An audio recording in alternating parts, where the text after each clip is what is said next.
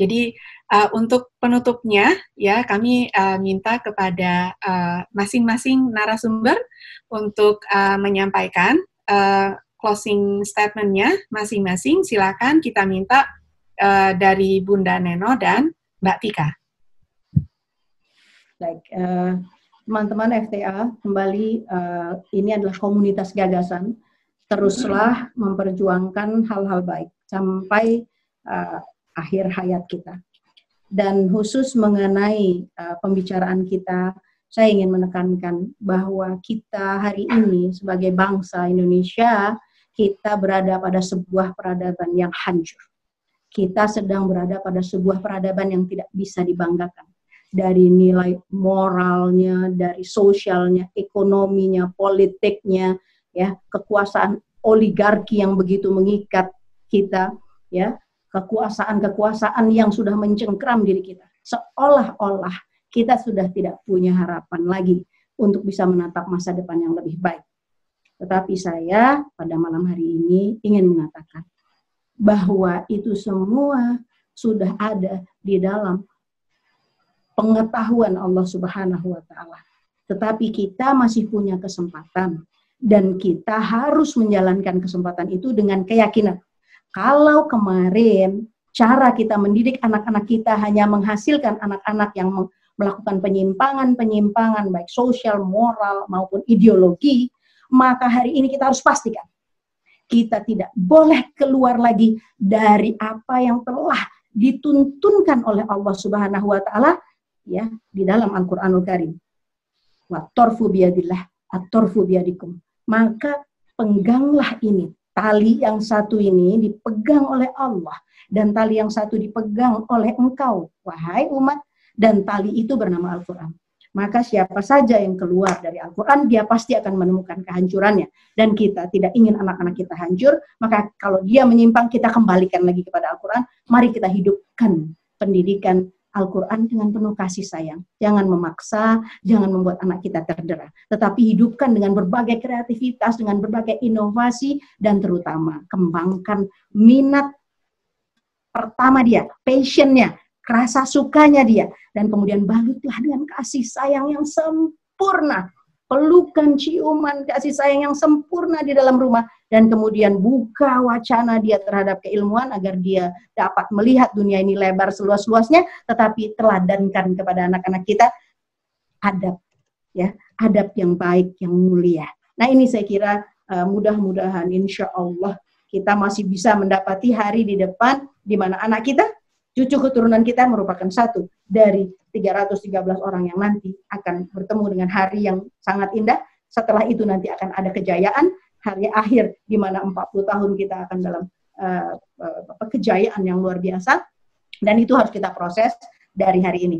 Selamat berjuang dan terus berkomunikasi dan anak-anak kita, terus kita ajak bicara dengan lemah lembut, kesalahannya kita maafkan, kita ajak bicara, kita musyawarah, kita bangunkan kembali harga dirinya, dan kita tatap bersama-sama, jangan sampai anak kita merasa dia harus menghadapi segala kesulitan ini sendiri. Wassalamualaikum warahmatullahi wabarakatuh. Waalaikumsalam warahmatullahi wabarakatuh. Dan singkat juga dari Mbak Tika, silahkan Mbak Tika. Ya, Mbak Nani juga untuk teman-teman dari seluruh dunia yang sempat ikut ya. Sebenarnya kalau dari aku sih nggak panjang-panjang karena dari 3 pilar Ki Hajar aja ya itu coba dijalanin di rumah gitu ya. Ketika kita sebagai orang tua harus jadi contoh ya kan, yang mau kita contohin apa ya. Jadi sebelum kita nyuruh anak, kita harus ngerjain dulu hal yang kita mau suruhin itu gitu ya kan. Jadi jangan sampai hal yang kita suruh ya kitanya belum ngerjain ya kan. Kemudian ketika kita harus berdiri di tengah, teman-teman latihan keterampilan mendengar ya, karena sebelum kita bicara sama anak kita harus bisa mendengar dulu. Ini sekaligus buat Mas Abi kali di Barcelona ya. Jadi anak-anak itu memang nggak boleh ya kan lihat orang tua berantem sampai nggak karu-karuan, betul memang nggak boleh. Tapi kan anak-anak itu juga harus didengarkan kalau dia berpendapat. Jadi your listening skill sebagai orang tua harus dilatih. Nah, yang ketiga tentu Tuturi Handayani itu kita memberi kemerdekaan bagi anak-anak untuk dia percaya diri dengan kemampuannya dia sendiri, dengan kelemahannya dia sendiri, dengan kemampuannya dia untuk habis jatuh bangkit lagi, bahkan dia berinovasi, tapi ala anak. Ya, teman-teman, Bapak Ibu semua yang jadi orang tua, ala dia. Ya, jangan saking sayang anak, apa-apa harus ala kita. Seolah-olah ala kita itu yang terbaik buat anak.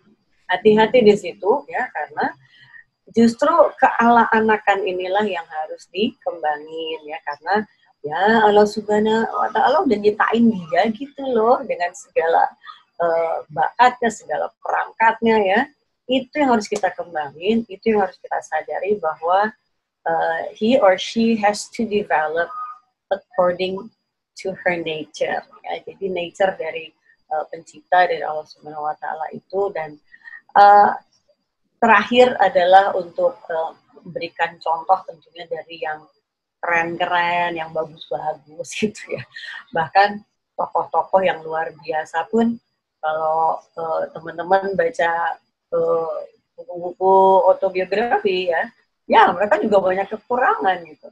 Tapi kekurangan itu kemudian bisa dibuat menjadi katarsis dan akhirnya memberikan hasil yang lebih baik. Jadi kita nggak boleh merendahkan atau meremehkan kekurangan yang ada di kita, karena gara-gara kekurangan kita lah kita juga bisa nge-push keberhasilan yang luar biasa, karena energi itu adalah energi untuk bukan ngeles dari kekurangan, tetapi justru menciptakan hal-hal yang lebih baik gara-gara kekurangan itu. Jadi Bapak Ibu, teman-teman, orang tua, just one thing, nggak ada orang tua sempurna, tapi juga nggak ada anak sempurna. Jadi dari ketidaksempurnaan masing-masing, kita saling belajar untuk menjadi justru manusia sempurna di depan mata Allah Subhanahu wa Ta'ala.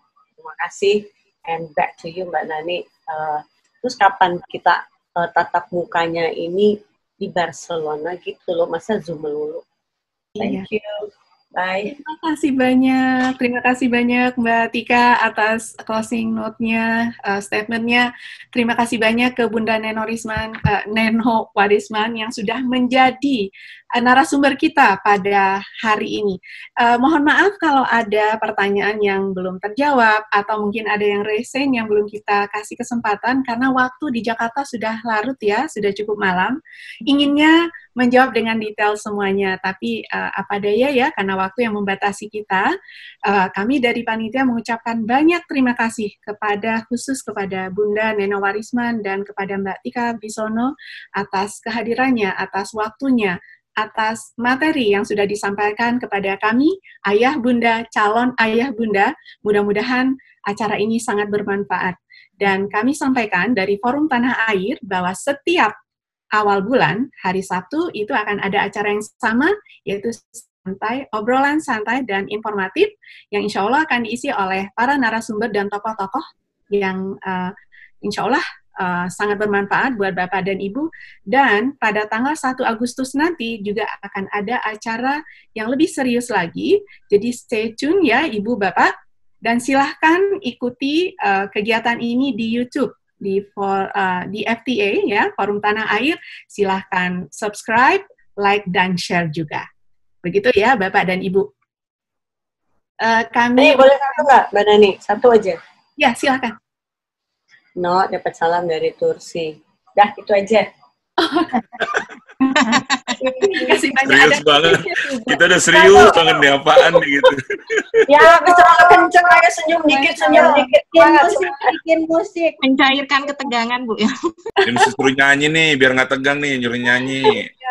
Nyanyi dong, Mas Tursi. Tahu. Nanti kita bikin closing dari Ibu Tika nyanyi. Iya. Ada tuh suaminya bisa main. Waduh, hidupnya bahagia banget, dia tinggal nyanyi, suaminya main. Insya Allah nanti kita agendakan ya untuk yang forum nyanyinya, insya Allah. Baik, Bapak dan Ibu, terima kasih banyak kami sampaikan sekali lagi narasumbernya yang luar biasa, yang Masya Allah. Kemudian kami juga mohon maaf lahir batin jika ada yang kadang-kadang dari sistemnya atau mungkin ada khilafnya, mohon dimaafkan. Insya Allah kita bertemu kembali di acara-acara Forum Tanah Air yang akan datang, jangan lupa ikutin terus di YouTube-nya ya. Dan sekali lagi sebelum kita tutup, mari kita baca hamdalah bersama-sama. Terima kasih Bunda Neno, Mbak Tika. Terima kasih banyak Bunda. Terima kasih. Kak Tata. Masya Allah, terima kasih, makasih, Terima Masya Allah. kasih. Barakallah. See you. Lahir batin. Mbak Tika, yuk. Mbak Tika itu sama Mbak Neno utang kita nyanyi nih. Jadi next time dan kita suruh nyanyi ya. Nanti aku siapin ya Tapi musiknya ya. di New York langsung, nggak pakai web. Di New York langsung. Benar. Ya, Serius. Awas lo ya, serius ya. Bunda Neno ciptakan lagu untuk Forum Tanah Air dong. Wah, sip. Insya Allah dilakukan. Nanti kita bikin acara di 6 kota besar di Amerika, keliling Insya Bunda Allah, Neno amin, sama amin. Mbak Tika. Baik. Cari dana buat saudara-saudara kita yang butuh bantuan di sana, insya Allah. Amin. Amin. Masya Allah. Alamin, amin ya Karim. Amin Ya. ya. Tapi harus bawa suaminya Mbak Tika ya, Bunda Neno ya, supaya ada yang main organ ya. Asik. Saya nggak bisa main ya, saya nggak tahu. Enak juga bawa. Anakku aja, anakku. Oh begitu, oke, Masya Allah. Baik. Didoain sayang, didoain. Amin. Ya. Amin, Masya Allah. Terima kasih sama Jazakallah saya. khair. Makasih buat Baik. semuanya yang nggak kesebut namanya, Kova, sayang. Dan Bapak dan semuanya. Ibu, terima kasih banyak Iya. atas kehadirannya. Pak Amos.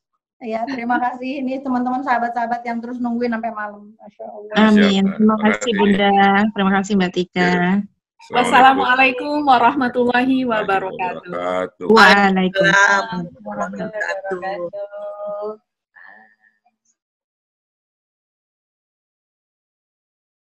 Ya, terima kasih banyak Mbak Tika, materinya Masya Allah lengkap ya. Hari ini kita menerima informasi yang lengkap bagaimana kita mempersiapkan anak-anak kita dari sisi psikologi itu seperti apa yang sudah dibahas dengan detail oleh Mbak Tika. Terima kasih banyak. Bagaimana anak-anak kita itu punya pola berpikir sendiri, kemudian bagaimana anak kita sebagai orang tua ini harus menjadi role model, sebagai contoh ya. Tadi bagaimana kita mengajarkan anak itu dari depan, dari tengah, dan dari belakang.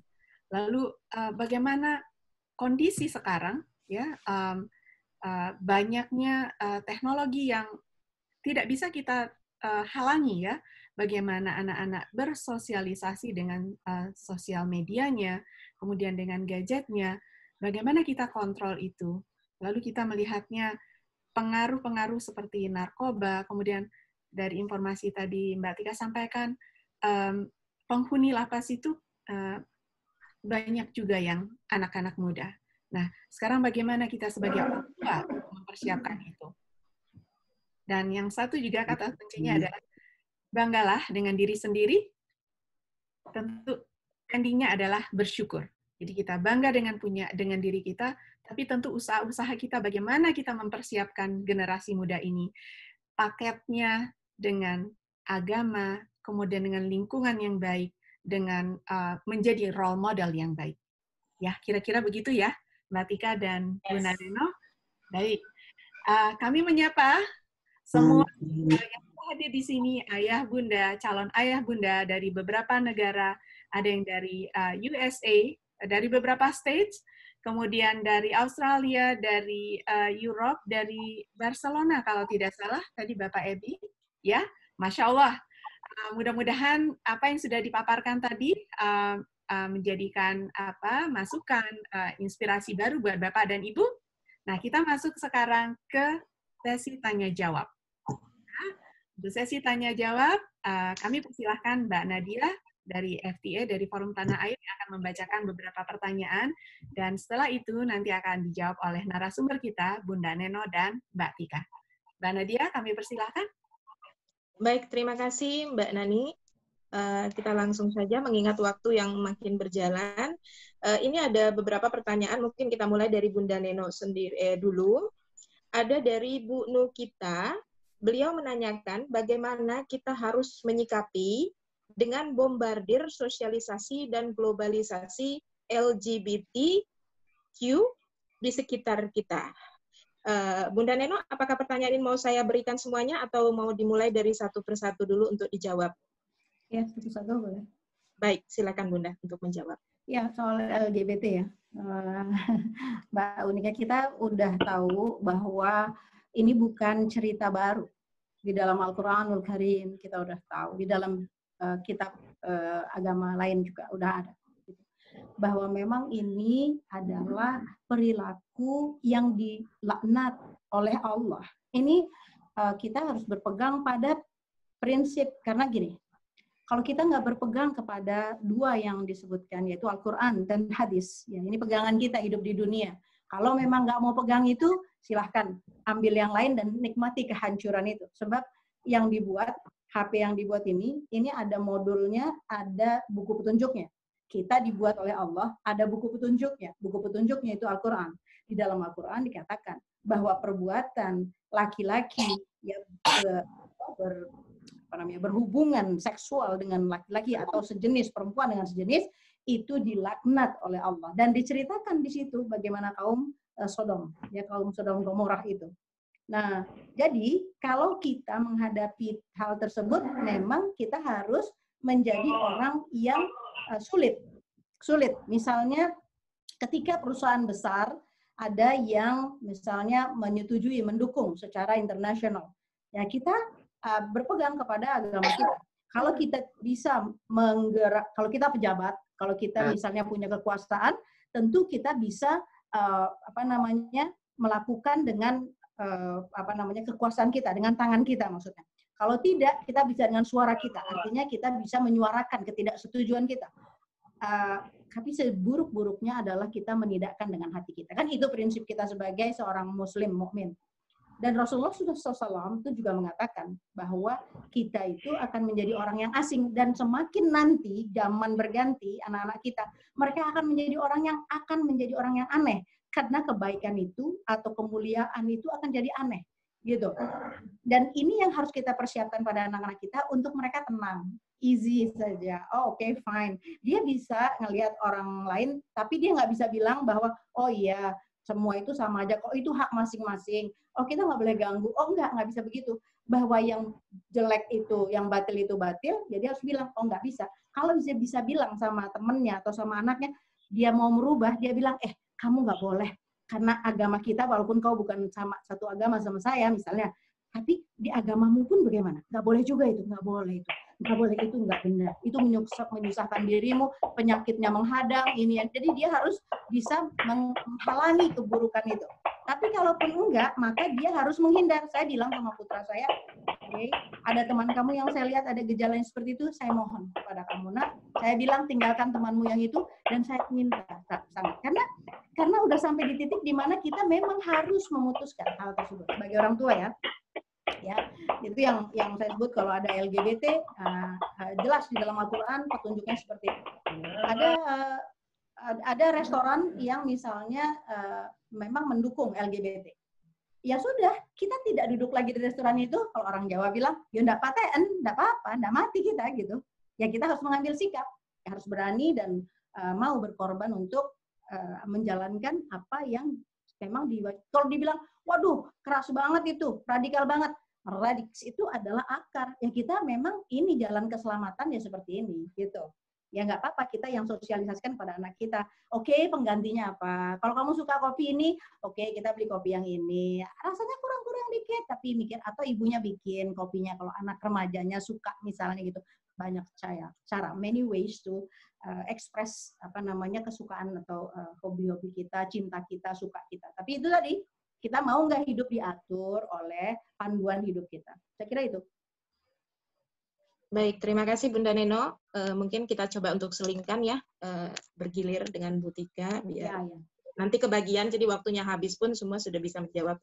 Baik, ini ada pertanyaan untuk Bu Tika dari Ibu Seli Oltar.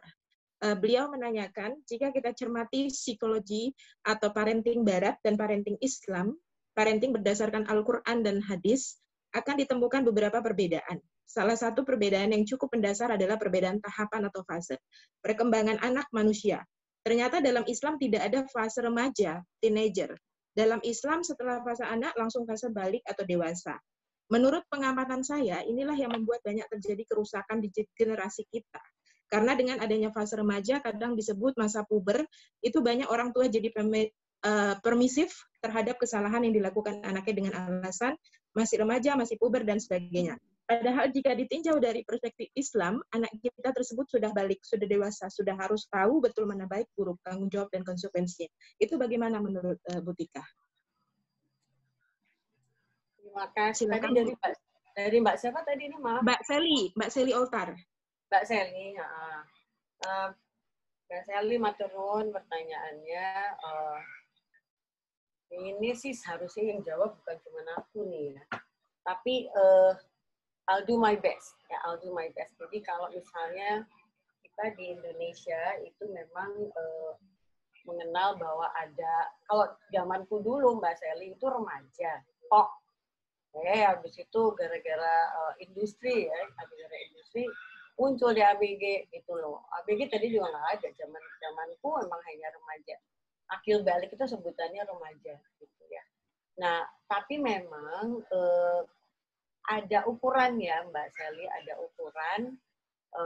Misalnya kalau akil balik, kalau kita di psikologi itu kan baru haid sama mimpi basah pada laki-laki ya kan.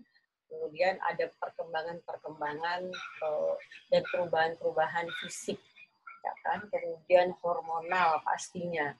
Nah, hormonal ini kan memang konsekuensinya akhirnya pada perilaku macam-macam, ya kan, termasuk perilaku seksual, gitu ya kan. Nah, jadi berkembangnya elemen-elemen seksual ya pada manusia tidak sama dengan siap nikah. Nah, ini yang juga aku menemukan banyak gap Mbak Seli, ya kan. Jadi karena memang di usia-usia baru akil balik itu perangkat dia untuk langsung dikawinin terus membangun rumah tangga ya itu belum punya dia perangkatnya ya, dia ilmunya belum ada gitu. Jadi kalau secara biologi saja iyalah gitu ya, namanya juga udah akil balik ya kan, itu ovum ketemu sperma ya udah jadi fetus dia ya kan, dan kemudian akhirnya jadi bayi betul. Nah tapi setelah keluar faktor nurture-nya itu yang sebenarnya enggak tiba-tiba yang bersangkutan itu jago gitu atau sudah siap mentalnya. Nah ini kan yang memang berkembang kemudian kalau secara barat fase bagian mental itu dibahas ya kan, kayak tadi materiku ada tugas perkembangan anak. Tadi tugas perkembangan anak itu usia yang kayak gambarnya deh Mbak Seli ya kan, karena aku nggak mencantumkan tugas perkembangan anak yang setelah akil balik, nggak ada tadi slide-nya. Nah, tapi itu di buku ada. Nah, di buku itu salah satunya adalah siap untuk merencanakan rumah tangga. Merencanakan loh Mbak Seli, bukan siap dikawin gitu ya. Itu bahasanya nggak ada memang kayak gitu ya kan. Nah, jadi ini yang memang harus dijembatanin menurutku ya kan, supaya nggak ada kejadian-kejadian yang secara umum juga pasti mengagetkan ya. Baru akil balik, baru haid, udah dinikahin gitu ya. Dan ini kayaknya harus tema tersendiri, nggak bisa di sini, karena memang perangkatnya banyak banget gitu kan. Aku sendiri juga sempat nanya ke teman-teman ustazah gitu ya, bahwa ada nggak sih kayak ukuran-ukuran yang tertulis gitu ya, kayak yang aku pelajarin di psikologi gitu kan, ya nggak, supaya di-matchingin aja juga, di-matchingin. Jadi sehingga kita sebagai orang tua atau sebagai guru nggak tabrakan dengan pemahaman anak-anak juga gitu. Ya kita nggak bisa nutup diri teman-teman, anak-anak zaman sekarang kan anak-anak yang udah milenial ya, artinya yang semua serba dapat segala sesuatu tuh dari sosmed ya kan, dari YouTube yang udah jarang dari manusia. Nah, zamanku Mbak Seli nanya atau diskusi tuh sama manusia gitu ya, dan buku gitu. Nah, sekarang ya buku aja e-book itu nggak lengkap juga. Kan pada males baca e-book gitu kan, anak-anak Indonesia bukan anak-anak pembaca secara umum ya, secara umum. Aku nggak ngomong secara spesifik, tapi secara umum kadang nggak doyan baca Mbak Seli. Nah, tapi juga nggak pada mau nanya orang gitu ya, males diskusi. Aduh, terus ngertinya gimana? Dapat pengetahuan, dapat ilmu gimana caranya? Akhirnya orang tuanya nguber-nguber ya. Ini juga aku barusan jawab ke Mbak Tini ini ya. Ada pertanyaan mengubah anak dari negative thinking menjadi positive thinking gimana? Karena orang tuanya pengen dia cepat belajar disiplin, cepat. Nah, ya kan? Jadi kecepatan anak belajar pun itu harus kita pahami, Mbak Sally. Beda-beda ya, anak pertama, anak kedua, anak ketiga, kecepatan belajarnya lain-lain gitu. Nah, orang tua ngerti nggak? Nah, orang tua banyak yang nggak ngerti, Mas Eli. Bahkan dibanding-bandingin. Kamu tuh lelet banget sih, kayak kakakmu tuh loh, cepet banget mau dikasih tahu. Ih, ini satu nih ya. Nah, lo malah digitu-gituin, dibejek-bejek tuh anak gitu ya. Padahal, ya memang dia lebih slow dari kakaknya. Tapi bukan berarti anak yang lebih slow itu nggak berhasil loh masa depannya, Mbak Sally. Nah, seringkali kita orang tua terperangkap oleh kredo-kredo kita sendiri. Nah, kita lupa bahwa, si lambat ini ciptaan Allah loh, gitu ya. Bahkan bukan anak kita dititipin doang, gitu ya. Jadi jangan kita anggap dia itu sesuatu yang memang simsalabim abrakadabra. Jadi insya Allah jawaban gue nggak memuaskan, Mbak Sally, karena we have to keep on looking to find the gap gitu ya. Karena aku pun mencari itu, tapi terus terang belum pernah dapat jawaban yang measured ya, yang terukur gitu. So, thank you for your smart questions. Thank you. Baik, terima kasih Mbak Tika. Oke, bagi ada satu lagi untuk Bunda Neno. Dari Pak Abi Kurniawan dari Barcelona. Hai Pak Abi. Ya. Bagaimana cara menumbuh kembangkan anak yang kehilangan ayah kandung, sedangkan ibu adalah single parent? Apakah sosok ayah yang hebat bisa digantikan oleh sang kakek, paman, guru yang di sekolah? Singkatnya, bagaimana cara memulangkan sosok ayah di singgasananya, namun ayah tak junjung hadir karena telah tiada? Silakan Bunda. Pak Abi, terima kasih ya. Karena parenting itu, pengasuhan itu memang harus Jadi harus ada yang namanya keayahan. Kalau yang kita bicarakan seringkali itu kan namanya peran ibu. Padahal di dalam rumah itu ada ibu dan ayah. Dua tokoh utama dalam pengasuhan itu adalah ibu dan ayah. Dan sosok ayah itu menanam atau jalinan mielin di kepala anak kita dalam ingatan jangka panjangnya, ya dalam rekaman dia, di lobus-lobus memorinya itu beda jatuhnya dengan ibu. Berdirinya ayah dengan berdirinya ibu beda. Ngomongnya ayah dengan ngomongnya ibu beda. Pasti kehilangan. Saya hidup sebagai single mom itu sudah belasan tahun. Ya, jadi saya juga mengerti itu, menanggung apa yang rasanya berat sekali untuk ditanggung oleh anak kita ketidakhadiran ayah. Ya. Namun begini, Bapak tadi mengatakan apakah bisa digantikan? Rasulullah Muhammad SAW, kalau kita lihat, beliau sudah kehilangan ayahnya dan digantikan peran tersebut oleh kakeknya. Ya gitu kan, Sirah mengabarkan kepada kita. Kakek yang bagaimana? Kakek yang all out. Kakek yang betul-betul mulia dia, mencintai cucunya dan memberikan kepada cucunya hak-hak terbaik untuk memiliki kompetensi dan segala macam yang tadi kita sudah bicarain, oke? Tentu secara kultural, ya. Kemudian kehilangan kakeknya membuat Allah Subhanahu wa Ta'ala mewakilkan sosok ayah itu kepada pamannya, ayah dari Ali bin Abi Thalib, yaitu Abi Thalib radhiyallahu. Nah, ini yang membuat kita belajar bahwa oh ya, dalam sirah pun demikian. Kita harus menghadirkan. Caranya bagaimana?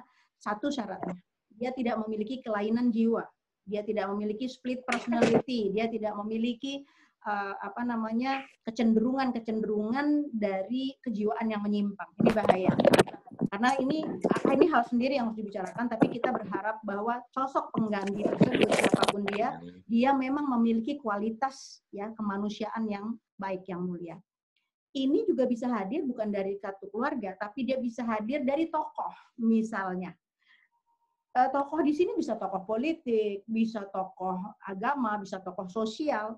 Nah, karena itu kita penting untuk memperhatikan apakah lingkungan besar alam takambang menjadi guru? Apakah ini bisa menjadi guru teladan buat anak kita? Kalaupun tidak, maka si ibu dalam hal ini kalau ibu, maka ibu ya, karena dia punya hazanah, tadi Mbak Tika sudah sebutkan kan, ya itu ya harta yang terbaik yang disebut otak. Jadi segala sesuatu hari ini ketika kita melihat anak kita, wajah anak kita, sebenarnya kita melihat hidungnya, tapi hidung ini dia bernafas, tangan ini bergerak, apalagi otak bukan dalam secara biologisnya, otak kerja biologis bukan, tapi kerja functionnya. Ya, jadi neuroscience-nya itu yang sekarang harus kita ingat, bahwa anak ini ketika dia menerima kasih sayang, matanya kelihatan senang, tapi apa yang lebih senang lagi? Otaknya mengatakan aku dicintai, gitu. Nah, ketika dia dihadirkan kisah-kisah tentang ayah yang baik, ya diceritakan, Om siapa misalnya Om Danu atau Om Abi kemarin dia begini, kisah-kisah keteladanan yang sederhana bagi seorang anak. Ketika dia mendengar itu, maka otaknya mencerna, otaknya menerima apa itu nilai tadi. Oh, dia nilai, dia bilang, oh ada ya, oh ayah yang seperti itu, aku emang nggak punya, tapi ada loh yang kayak gitu, mestinya seperti itu. Oke, pada suatu hari nanti recall, dipanggil. Ketika dia bertemu dengan satu kasus, dia bilang, long time ago I ever heard this story about a good father. Oh ya, aku heard. Nah itu, jadi tadi ya, sebuah dunia yang luar biasa ya, yang diberikan oleh Allah Subhanahu wa taala 100 miliar nggak nyambung itu tadi, dia memang disambungkan dengan tadi ayat yang tadi fabima rahmatin minallahi lintalahu. Maka engkau kasih sayanglah. Wajahmu berikan pada anakmu wajah yang terbaik. Walaupun dia salah, kau tidak berhak untuk, apalagi 7 tahun pertama tidak boleh ada kemarahan sama sekali. Loh, terus anaknya jadi ngelonjak dong. Enggak. Nah, 7 tahun kedua apa? 7 tahun kedua temukan dia dengan passionnya yang terbaik. 7 tahun ketiga gimana? 7 tahun ketiga dia sudah harus jadi seorang pengusaha. Nah, 7 tahun keempat gimana? 7 tahun keempat mulai umur 21 dia sudah harus bisa memikirkan bagaimana dia bisa menghidupi sebuah keluarga. Jadi dia jadi istri atau jadi suami. Nah, ini ada pembagian-pembagiannya sendiri. Nah, saya kira kehadiran itu bisa ditambah, walaupun sekali lagi tidak bisa sempurna. Ya, tetapi itu masih jauh lebih baik. Apalagi kalau figur Rasulullah Muhammad SAW dihadirkan dari ketika dia mau tidur, dia tidur bersama kisah Rasulullah. Ketika dia bangun, dia dikatakan, ya Rasulullah juga sangat mencintai anak kecil yang suka bersih, gini-gini. Jadi dia hidup 24 jam sehari bersama Rasulullah, walaupun Rasulullah nggak ada. Itu adalah a perfect education. Benar-benar, karena gini, dibanding dengan ayahnya ada, tapi ayahnya tidak memberikan keteladanan, ayahnya justru gencet dia, istilahnya ngededes dia, ayahnya membuat otaknya hancur dengan kemarahan, dengan tudingan, dengan kritikan, dengan nggak pernah memberikan penghargaan, nggak pernah memberikan kepercayaan. Itu lebih baik ayahnya nggak ada. Sorry to say. Ayah yang seperti ini saya kira lebih baik dia nggak ada. Gitu. Gitu, Mbak Nadia. Baik, Bunda. Baik, terima kasih, Bunda. Oke, untuk satu pertanyaan terakhir, Bunda, buat Bunda dan Mbak Tika, dari satu penanya, yaitu Ibu Ida. Tadi beliau bertanya, untuk 2 pertanyaan, saya ambil satu. Oke, ini adalah bagaimana menurut Mbak Tika dan Bu Neno, jika ada orang tua yang lumayan keras dalam mendidik atau menerapkan serta menegakkan disiplin terhadap anak-anaknya, mungkin cara mendidik seperti ini pada zaman dahulu merupakan hal yang lumrah. Tetapi apakah masih double di zaman sekarang? Juga bagaimana cara menyikapi dan mengetahui jika anak-anak dibully di sekolahannya? Mungkin dimulai dari Ibu Tika dulu, silakan waktunya. Oke, matur nuwun. Mbak Nadia, ini untuk Mbak Ida ya? Iya, Mbak Ida aku mencatat. Dari New York, Bu Ida dari New York. Ya, Mbak Ida dari New York. Jadi memang zaman dulu itu kan memang keras ya ke pola asuh orang tua ke anak-anak gitu ya. Bahkan sampai dicetotin itu ya, Mbak, biru-biru kayak sampai segala macam lah gitu ya. Terus bahkan suruh di ujung gitu kan, ngingetin keras-keras 1 kali 5 sama yang 5, 2 kali 5 sama 10 dan seterusnya. Nah, itu lumrah apa enggak? Pastinya enggak, ya kan. Dan tapi kita melihat sendiri pola asuh yang diterapkan oleh orang tua kita dulu yang keras itu tetap menghasilkan, ya, menghasilkan. Mereka yang mengalami pola asuh seperti itu rata-rata jadi orang semua, masuk diriku, ya, lumayan lah, nggak jelek-jelek amat ya.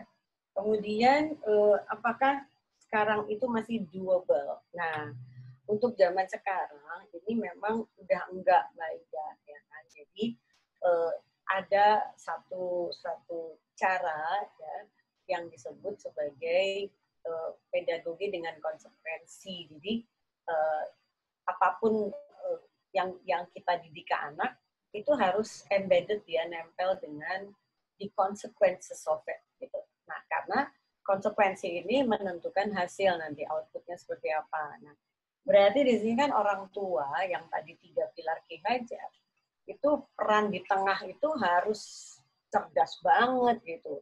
Kenapa harus cerdas? Karena peran di tengah itu kita nggak cuman ngerjain sesuatu bareng anak, tapi kita juga tukeran ide, bahkan tukeran teori gitu. Nah, kalau di mata orang tua kan anak nggak mungkin lah punya teori lah.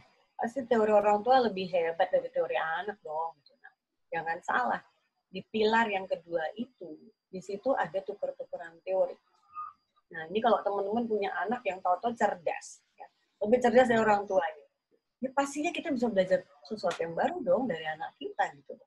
Ya, kenapa mesti gengsi gitu kita belajar dari anak kita yang memang notabene lebih cerdas, ya kan? Nah, jadi sekarang itu malah mereka harus justru dibuka sebuka-bukanya bahwa dia harus juga menjadi protector untuk dirinya dia sendiri. Ya, jadi untuk menghadapi ya dunia luar yang memang nggak selalu manis gitu ya. Toh nggak bisa juga orang tua yang selalu 24 jam dampingin dia untuk jadi polisinya, dia nggak bisa. Dia pun harus diajarin untuk dia bisa lawan misalnya ada yang ngebully dia, ya kan. Tentunya dengan berbagai mekanisme itu banyak banget, ya kan. Kayak di sekolah, ya selalu kalau ada apa-apa dia harus cerita ke gurunya, dia laporan. Ya kan? Nah, banyak anak-anak kita, teman-teman, yang ternyata untuk laporan ke guru aja takut. Gitu loh, ya nggak berani lapor ke guru. Padahal guru ini adalah senjata untuk memprotek dia, ya kan. Nah, ini cara mengajarkan anak yang keras, ya Mbak Ida, kalau menurutku itu keras dalam artian pengideannya. Jadi dia harus tahu dirinya dia siapa. Dia harus tahu kekuatannya dia apa, kelemahannya dia apa, kelebihannya dia apa, ya. Dia jago di mana. Itu yang harus dipromote, ya, terus-terusan. Jadi akhirnya anak itu kalau dia yakin dengan dirinya itu siapa, gitu ya. Bahkan termasuk kekurangannya dia apa. Tapi dia ikhlas dengan kekurangan itu, bahkan itu bisa jadi senjata buat yang lain kekurangan itu. Nah, ini kalau kita melihat kapasitas otak ya Mbak Ida, otak tuh bisa sampai sejauh ini loh Mbak Ida, luar biasa banget ya. Jadi memang organ otak yang dikasih Allah Subhanahu wa Ta'ala. Jadi Nenek juga nyebut neuroscientific brain lah, yang bagian dari otak. Itu luar biasa banget. Ya, jadi kita nggak bisa membuat kita itu menjadi tak berdaya hanya gara-gara kita nggak mengoptimalkan kerja dan fungsi si otak itu. Dan aku yakin anak-anak kita sekarang lebih cerdas dari para orang tuanya. Nah, sekarang tinggal teman-teman orang tua nih. Ikhlas nggak punya anak yang lebih pintar?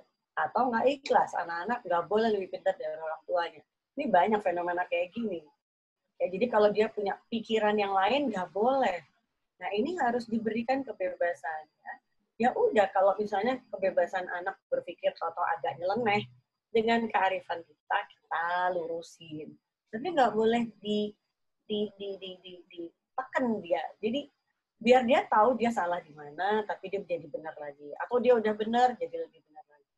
Ya, jadi kerasnya di situ ya Mbak Ida, bukan keras dicetot, dipukul, diseblak, di apa namanya, dihukum suruh berdiri lama-lama, ya udah nggak gitu memang sekarang.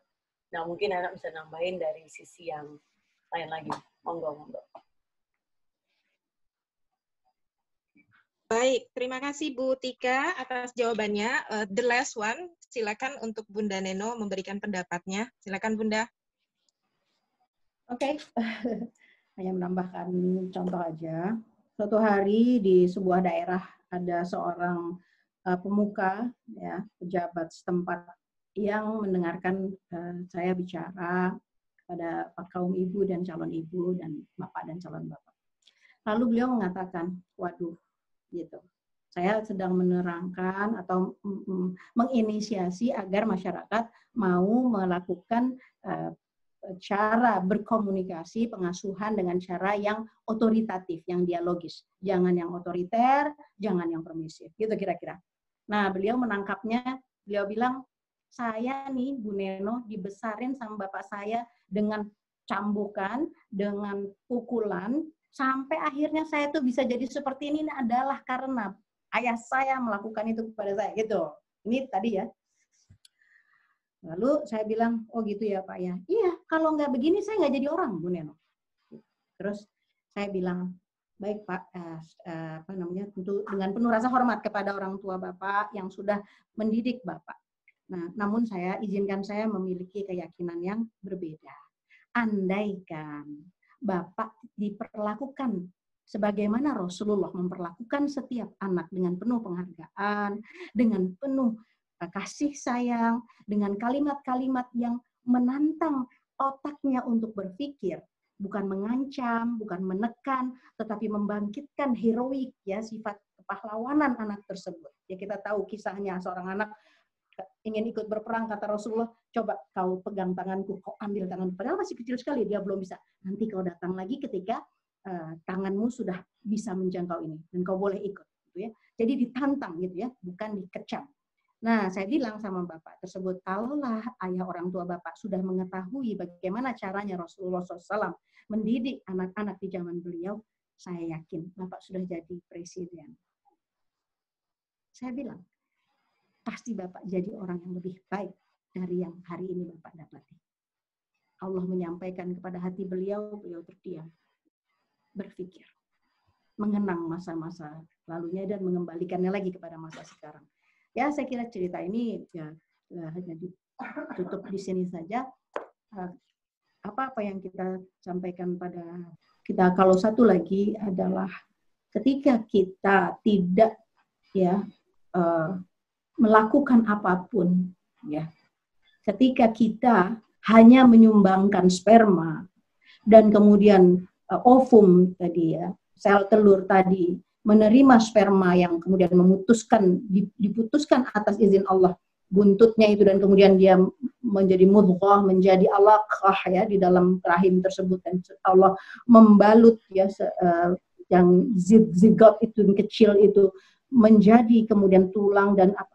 Saya sekarang mau tanya kepada orang-orang yang masih melakukan hal-hal baik kekerasan fisik, kekerasan psikologis, kekerasan apapun saja.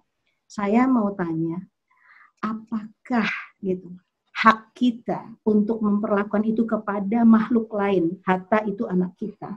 Apakah hak kita? Sedangkan kita tidak ikut menciptakan dia.